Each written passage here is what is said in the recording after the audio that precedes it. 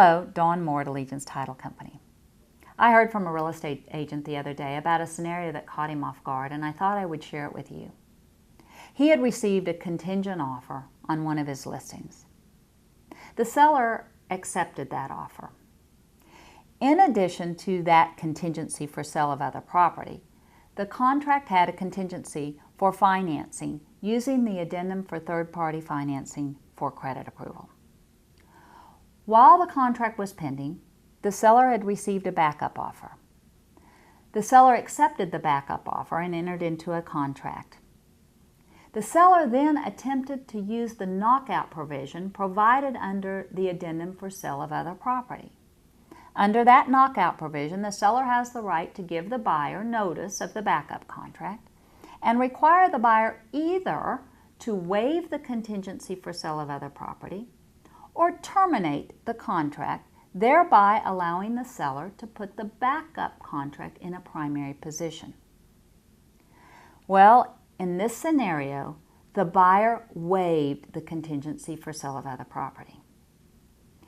However, a few days later, the buyer sent notice to the seller of termination of the contract, stating that he was unable to get financing approval as required by the third-party financing addendum for credit approval. The real estate agent suggested that perhaps the seller should not have used his knockout provision while there was time still left under the third-party financing addendum for credit approval, because the buyer couldn't get financing approval under that addendum without selling his home. The agent was correct in his acknowledgement that basically, if a buyer has to sell another property to get credit approval, the contingency for sale of other property is built into the third-party financing addendum for credit approval.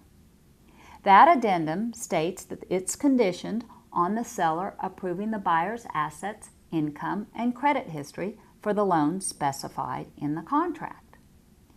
If the assets are tied up in the proceeds of the sale of other property of the buyer, then that approval under the third-party financing addendum is conditional. However, it is important to note that if the buyer waives the contingency under the sale of other property addendum, then if the failure to sell his property is the only reason for which he cannot get credit approval, the buyer does not have an out under the third-party financing addendum.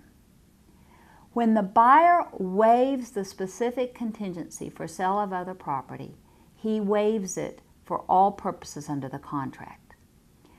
Paragraph D of the addendum for sale of other property specifically reads, if buyer waives the contingency, and this is the contingency for sale of other property, and fails to close and fund solely due to buyer's non-receipt of proceeds from buyer's property described in paragraph A above, buyer will be in default. If such default occurs, seller may exercise the remedies specified in paragraph 15 of the contract. In the scenario I'm discussing today, the seller really wasn't aware of exactly why the buyer didn't receive credit approval.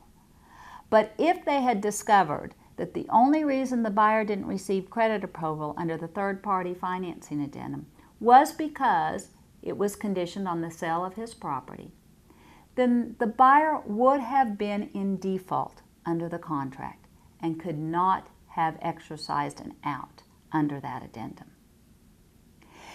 It is important to understand the contingencies under the contract and the consequences for waiving the contingencies under the contract. We are in an interesting market right now, and buyers tend to take more risks because there are fewer properties than there are buyers. I hope this helps you as you negotiate for both your buyers and sellers in the coming days, and please consider Allegiance Title as your escrow agent. We would love to do business with you, and we appreciate your support. Thank you.